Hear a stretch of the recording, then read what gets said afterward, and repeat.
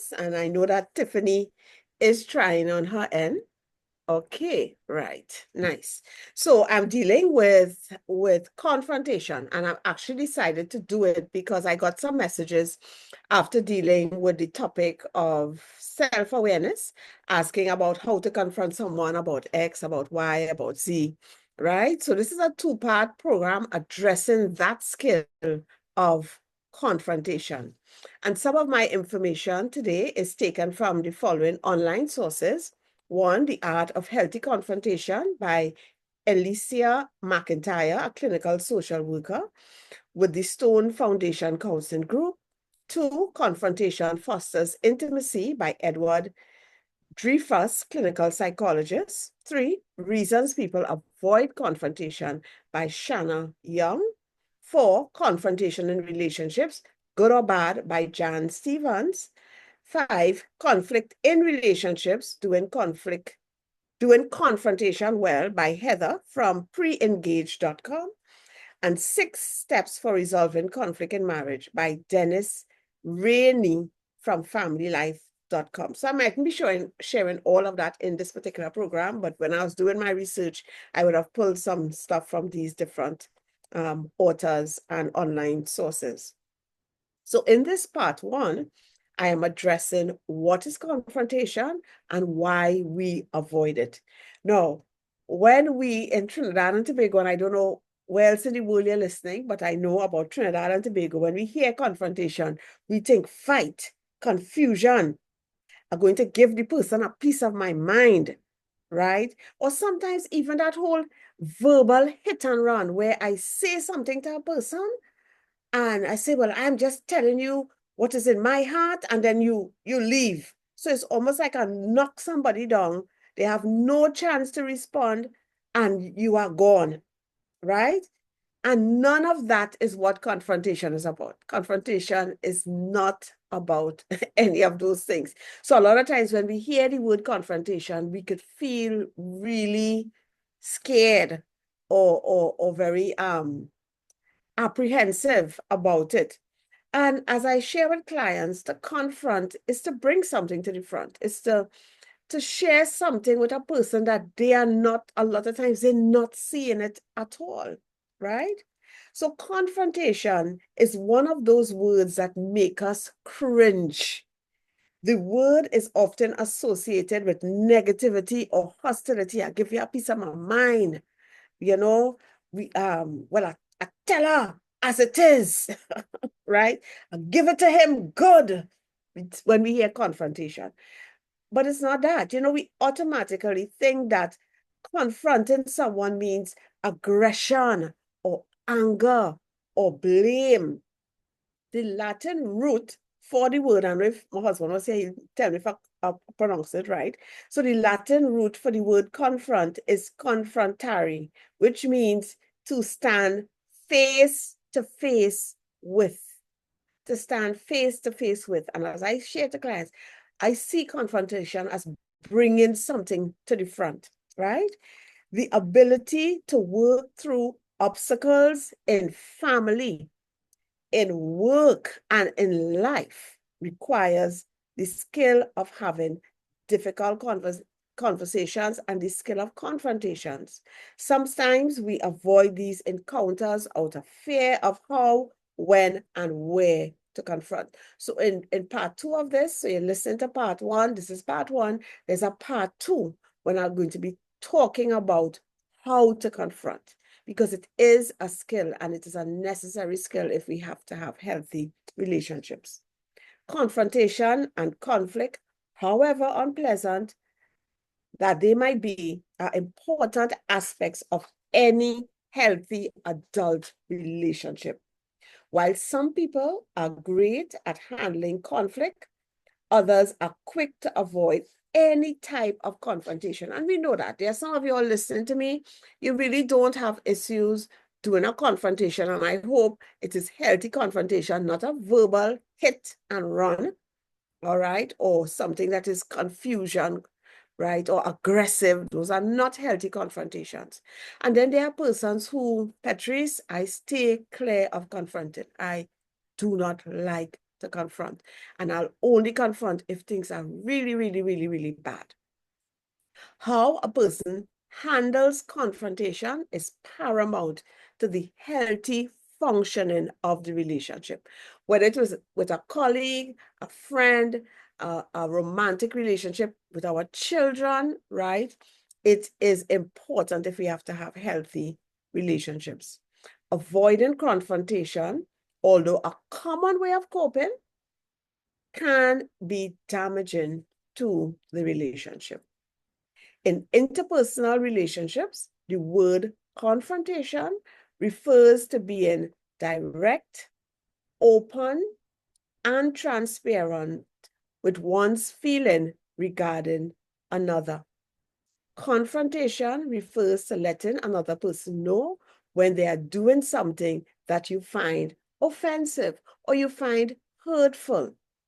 It is letting a person know that the behaviors might be adversely affecting the relationship. Constructive confrontation invites a deepening of the relationship by one's willingness to talk about those elements of the relationship that might be operating as impediments or barriers to intimacy. This type of confrontation acknowledges that one wants to have a better relationship and is willing to collaborate with another person to make the relationship more rewarding of both parties. Now, actually, just this weekend, I was messaging someone, so I was kind of doing it really quick between sessions. And what I would have shared, I don't think I shared it clearly enough. I really didn't. And the person messaged me and said that they felt a bit offended. And I was so, well, first you see it and you feel a little, oh my gosh, this is not what I wanted. But I was so happy that the person did that because that is a person that I could feel safe with. So the person told me that they felt a little offended by my message. And I was able, when I got the time to explain, what was happening there and to apologize that my message, my behavior would have caused those feelings of offense, which wasn't my intention at all. And of course, we're back to normal. And why I'm so happy about that is because this is a person who is willing to be vulnerable and willing to share, their feelings and not, because sometimes people feel different things by how we interact with them and we're not even doing anything intentionally to hurt. And instead of being vulnerable and sharing, they start locking you off, in different ways. And that is so unhealthy for relationships.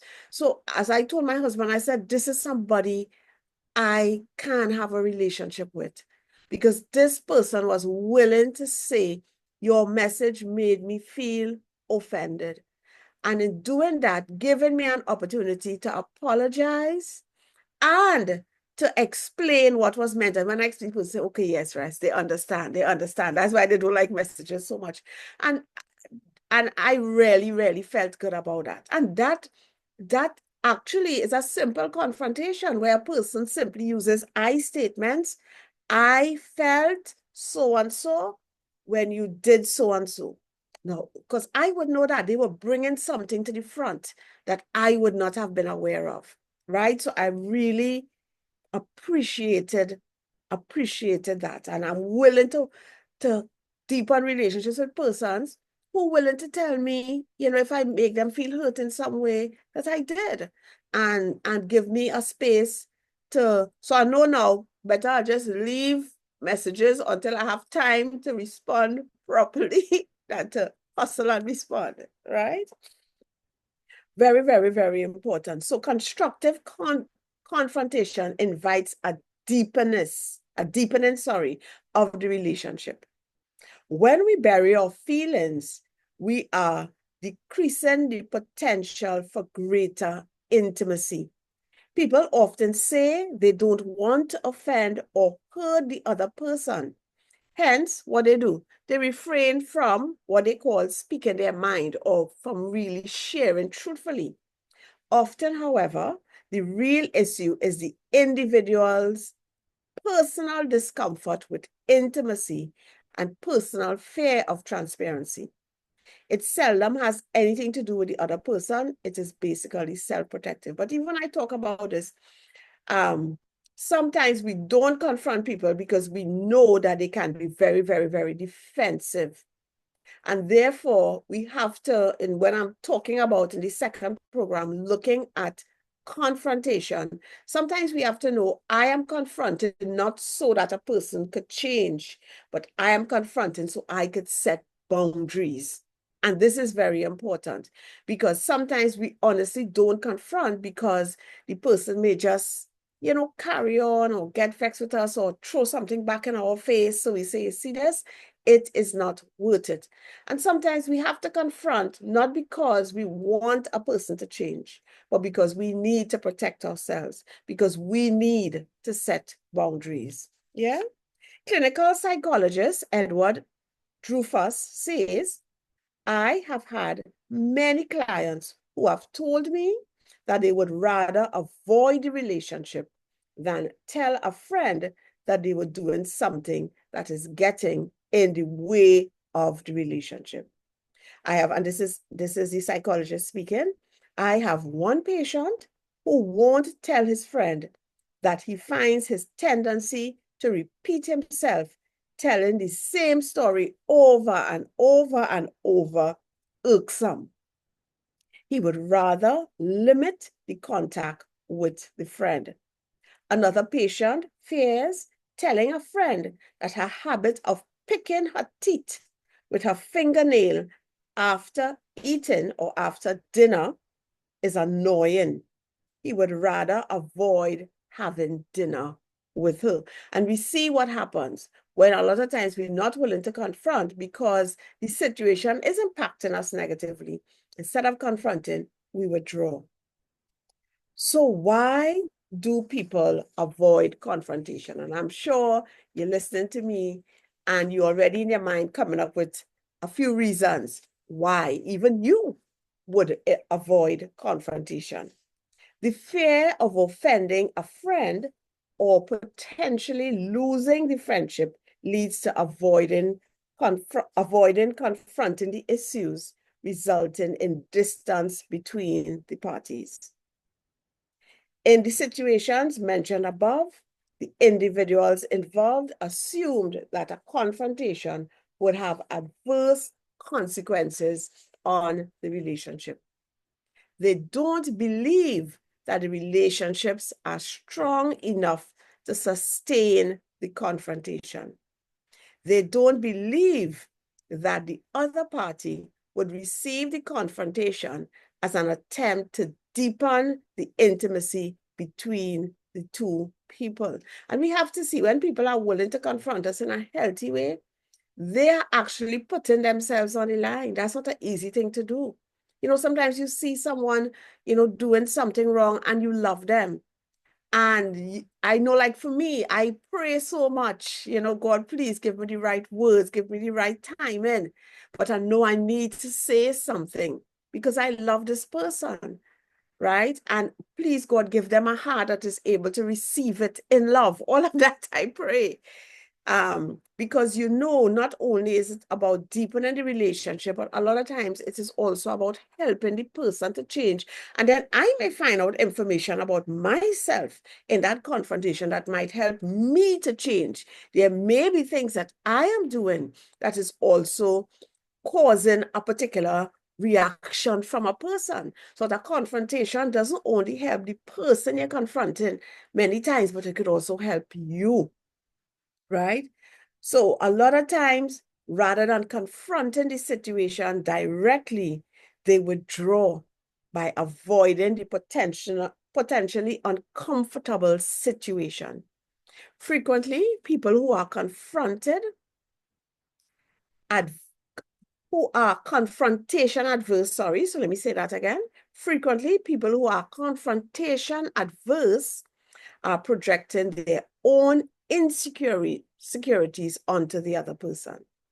They see the other person as a reflection of themselves and how they themselves might react in a similar situation. Hence, they maintain shallow relationships where there's an informal, so we didn't formalize this, an informal agreement between the parties to maintain a sense of mutual protection where no one says anything that might be constructed as offensive. So, you have these relationships where, oh no, and close relationships, and no, we've never had any fallouts or anything like that. Well, that relationship isn't close, right? So that reason was given by psychologist Rufus. So Shanna Young, she shared 4 reasons that people avoid confrontation. The first one, fear of failure. Perhaps the biggest reason, in her opinion, that people avoid confrontation is rooted in a fear of failure. If involved in a romantic relationship, the person might be afraid that confrontation will result in the loss of the relationship, which is a failure. Others are concerned about not getting their point across and failing in that aspect. So they feel they may fail at being able to get their point across properly. Many people are afraid of rejection and emotional pain and feel that avoiding confrontation is the best way to avoid these hurtful feelings. And I can understand that. And I'm sure all of you listening can understand that. And then there's the fear of harm. Some people avoid confrontation because they're afraid of how the other person is going to respond. And we can understand that. Human beings are equipped with fight or flight instinct that causes them to assess situations before they decide whether to face it or to run away. People who avoid confrontation could be afraid that harm is going to come to them by confronting the other person. Therefore, they avoid the situation altogether rather than dealing with the person's anger. And we can understand that. Fear of the other person's perception. Most people like to be seen as a nice person. And I'm so thankful that I know that I am only nice because of what Jesus has done. So any niceness here is because of God, of Christ, Jesus Christ, right? This desire keeps some from confronting people because it could cause others to see them in a negative light. Part of their identity is being seen as nice or a good person. And I don't want to share this because then the person may not see me as nice or a good person anymore. Fear of being perceived as selfish might be a reason for some people's avoidance of confrontation. Society often rewards people for having alternative responses to conflict. So instead of confronting, alternative responses. So like not saying anything at all, just smiling and moving on. When a person addresses conflict, when a person confronts, he or she can be labeled by society as confrontational and difficult to get along with. And there are many people, let me not say there are many people, but there are people who are labeled as difficult to get along with because they want healthier relationships, because they want to address things and they're trying to address things in a healthy way. And because there are people who don't want to address issues, don't want to look at themselves, don't want to look at how they are impacting a relationship. They just say that person is just difficult. They always want to talk about something. And then another reason for avoiding conflict is a fear of intimacy. Confrontation and conflict are necessary components of a mature and intimate relationship. Therefore, a person who avoids confrontation is also keeping himself or herself from true intimacy.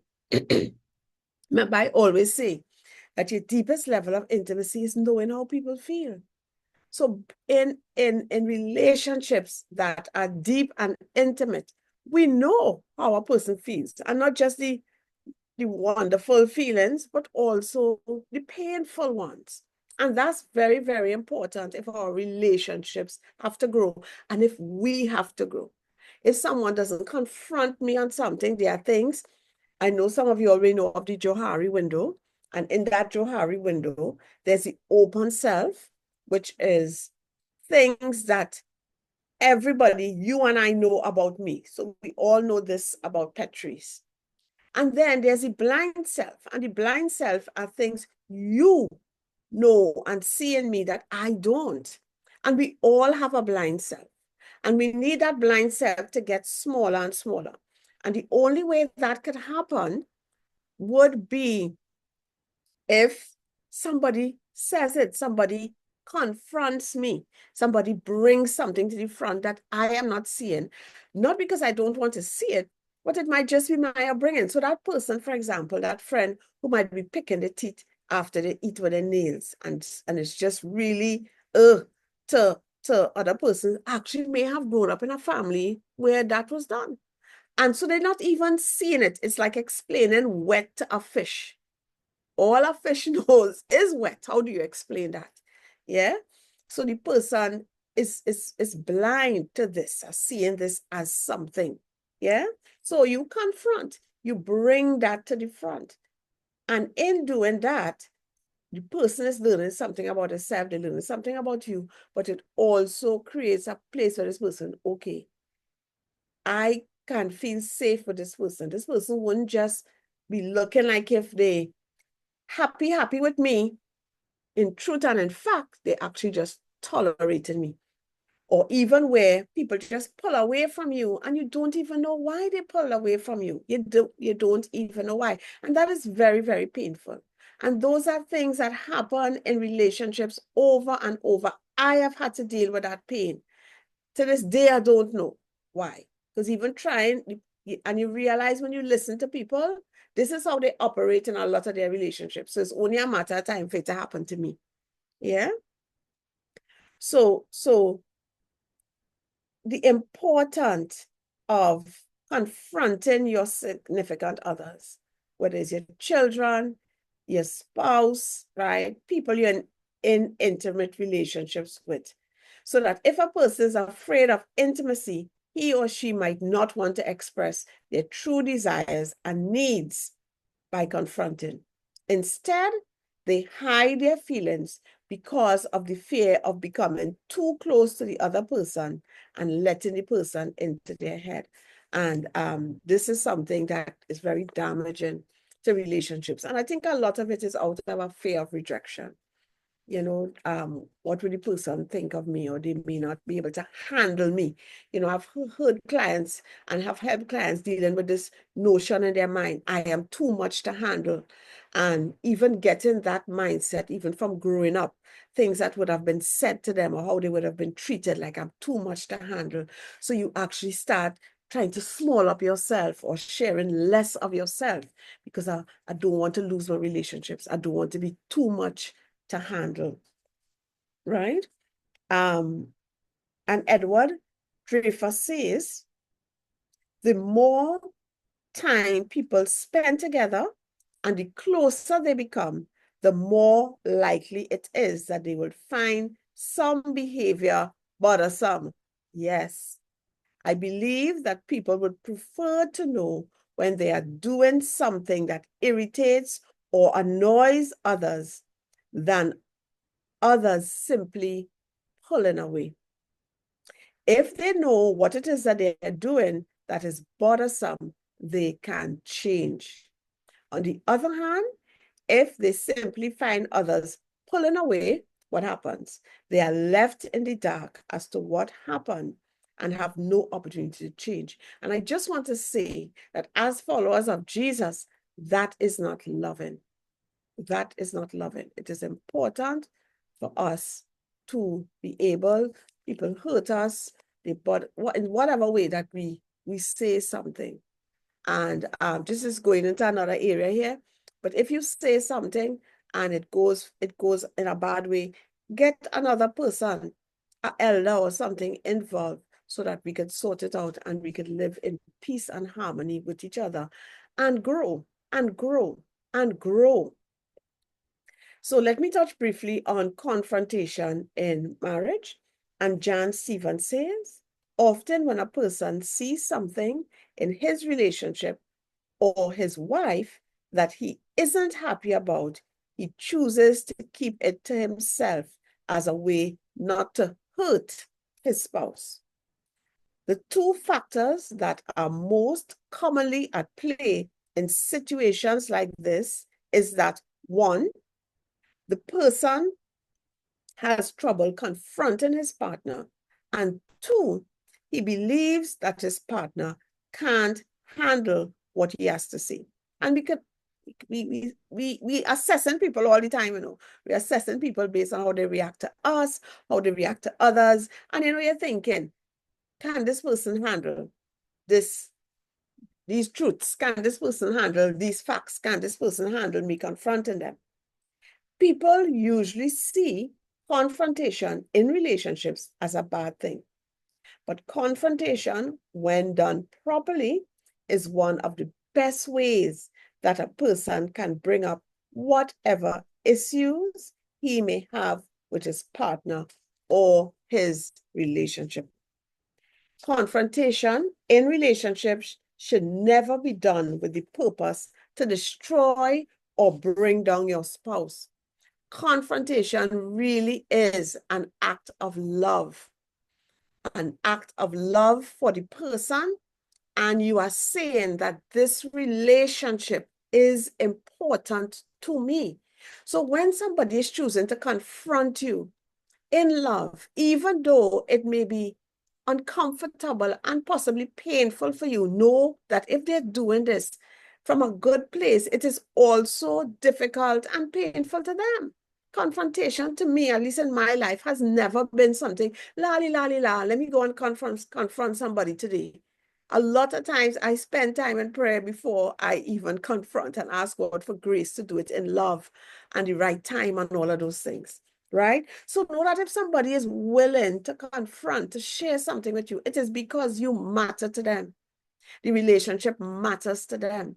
And we have to be able to see it like that, right? The important thing is to do it in a way that brings reconciliation and understanding.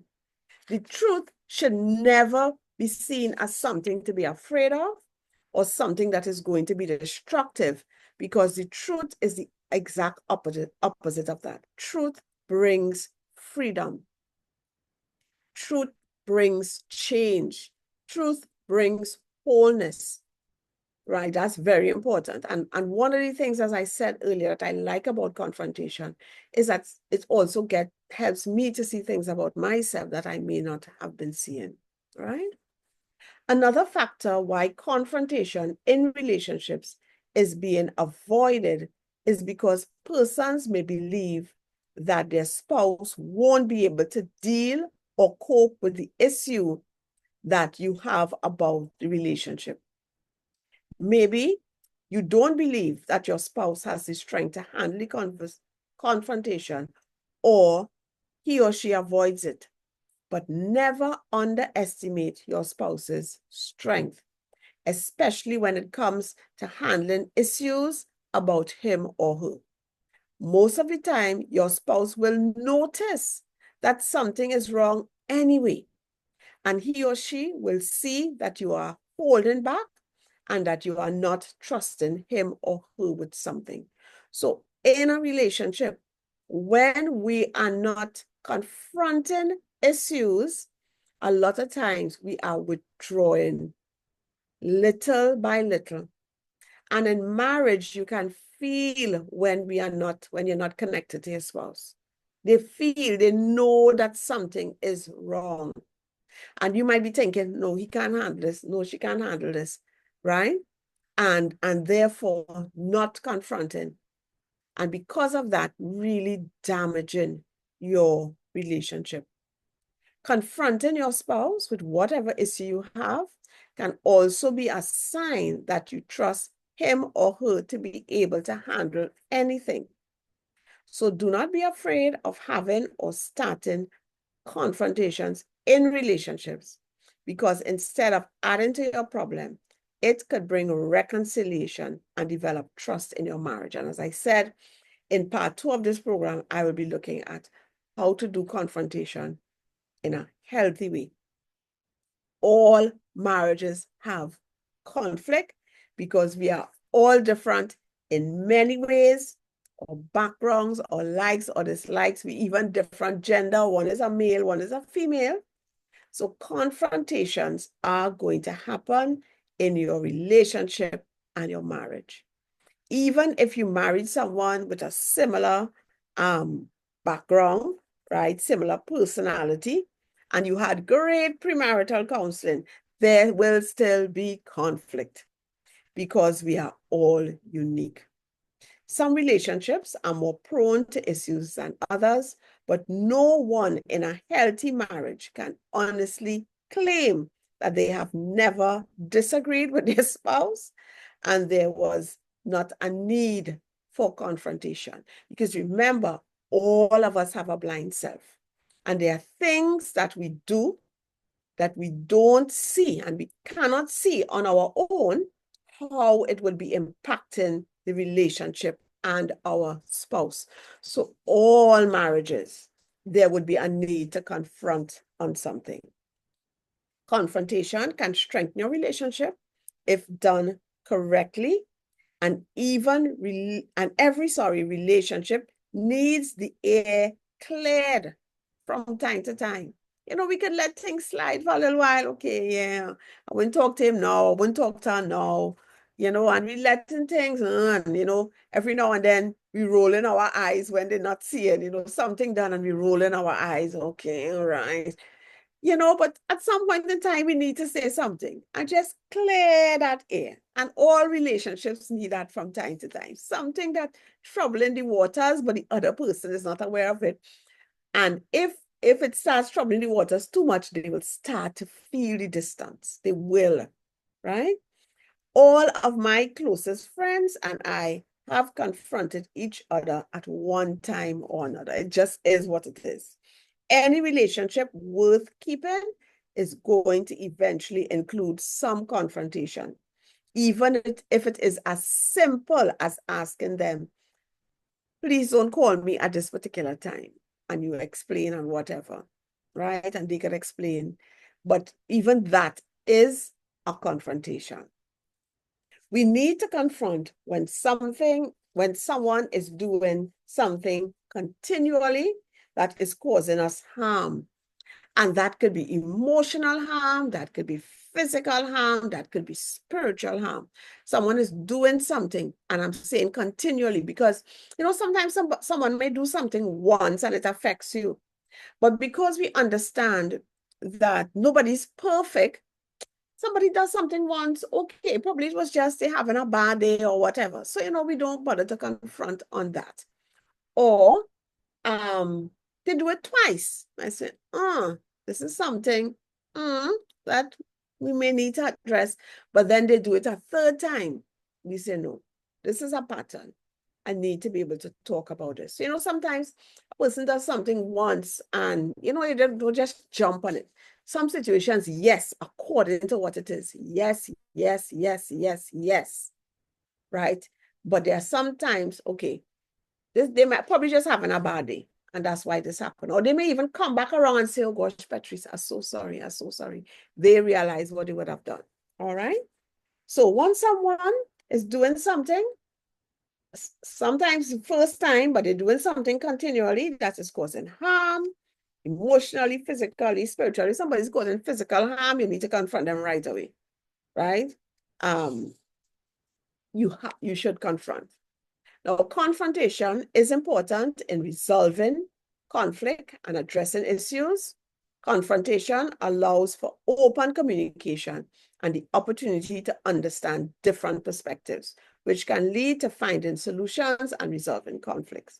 Confrontation is important in improving communication by addressing issues directly we can foster a more open and honest communication style, which of course will lead to a stronger relationship. Confrontation is important in protecting your well-being.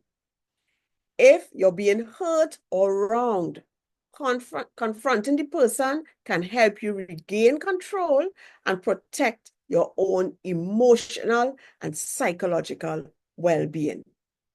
Confrontation is important in strengthening relationships. When done respectfully and with purpose, confrontation can actually strengthen relationships by fostering trust and understanding. Confrontation is important in setting boundaries. Confrontation can be a way to set healthy boundaries and communicate your needs and expectations in a relationship.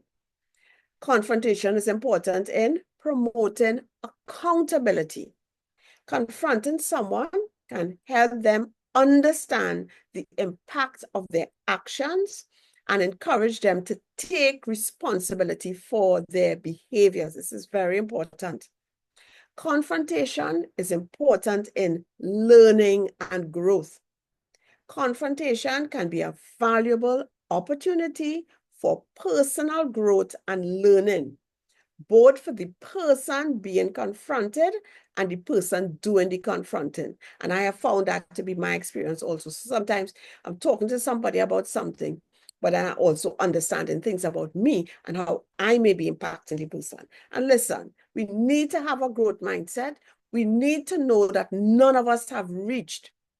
We all can grow and change and become better at loving and helping people.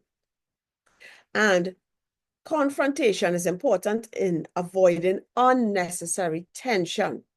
Ignoring issues can lead to unresolved tensions and resentment. So, confronting the issue directly can help to prevent this. So somebody, they're just acting strange with you and you don't even know why, why this is happening. I don't know why. And even when you ask, is there something that happened in our relationship? No, I'm good. But they're not good. And it just creates this yucky, I don't know how to describe it, this yucky feeling between persons, not at all healthy for relationships. So clinical psychologist Edward Drufus says, people commonly avoid confrontation in their personal relationships. They fear hurting the other person by putting the relationship in jeopardy. They fear losing the friendship rather than run the risk of damaging the friendship, and I put in damaging in inverted commas. People tend to suppress their feelings, but of course that is damaging the relationship. They would prefer to limit contact rather than to confront a friend with their true feelings. For these people, all relationships are at best tenuous or weak. And we want to be able to have healthy and strong relationships, especially our intimate relationships, especially our relationships with our brother and sisters in Christ, our family relationships, and family will include our brothers and sisters in Christ. So if we want to have that, we need to be able to develop that skill of confrontation, because we all have a blind self, and not only to be able to confront others, but also to receive confrontation in a healthy way. All right, so if you're tuning in, this is confrontation. This is part one, and I was looking at what is confrontation and why we avoid it, and also some of what can happen when we avoid it. But in the next program, I want to address how to do confrontations in a healthy way, which would be a loving way. All right, so Tiffany. Hi, Petreece. Thank you for that New topic today. Yes. I wonder if I could squeeze in. Yeah, man, I could squeeze in a call or two. Yes. 221981 628 1981. We've got counselor and trainer Petreece. She's back with us today. And if you wish to connect with her at this time, you can call us now 622 1981 628 1981. If you have a question, maybe you have a comment, feel free to do so at this time. All right, so the phone lines are open. Let me go to this caller. Good afternoon, caller. I want to ask a question. Yeah, yeah. Sure. Patrice, can you hear this caller? I raise my volume. I think I should hear. Okay, go ahead. Yes, go ahead. Hi, I want to know, like, how would you deal with, like, a mother who has God, but she's also controlling you with your kids? How would you deal with something like that? Yeah. So, I mean, good question. Um, Something like that is really about setting a boundary. You would have to respectfully share, what you would like, and know that if you do not do what I like, these would be the consequences. I think I'm here. I heard the question, right? So dealing with a mother who is controlling and some with right. So it would be important for you to share how the mom's behavior would be affecting you, to share that you value the mom, that this person is an important person in your life. But if they continue with these behaviors, which is impacting you or impacting the children, this is what you would have to do. And you have to be willing to stand by a boundary. So actually, that is a confrontation where you would be setting a boundary. So what I would say also is that I have done programs on setting boundaries and boundaries. You probably would want to go over to YouTube to check out those programs. If you're going to FBN TV, you can type in healthy relationships and you can look for those programs on setting boundaries. But that's really about a boundary, a confrontation to set a boundary. Yeah. Thanks so much for that call.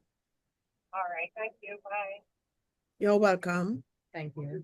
And those things aren't easier. Those things are so difficult, especially when it is, even though a person may be like that, you love them, you want them in your life.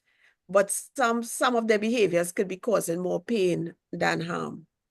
And yes, we live in a broken world. So yes. So things can get tough with relationships. Right, so if you call us now, we will take the call. I'm looking at the time, 622 1981 628 1981. It's almost 1 p.m. We're getting to wrap things up. We're getting ready to wrap things up, but let me leave Patrice's WhatsApp only number with you. That number is 329 7383 329 7383. Right, well, Patrice, no further calls. So at this time, you can give your final comments or your final. My final comments is God's willing to tune into part 2, where we will be looking at how to confront. All right, Yes, in excellent. a loving way. All Once again, right. Patrice, we say thank you for your labor of love and all that you do. And remember, guys, you can head on over to Facebook. Yes, Isaac the Promise on Facebook and FBN TV to get these messages. We recorded this session today due to some technical difficulties, but it will be up so you can get the information. All right, and feel free to share with a friend, share with a family. All right, Patrice, have a great one. And until we meet again, God bless you. Same to you. Thank you. God All bless you right, all. bye bye. Okay. Bye-bye.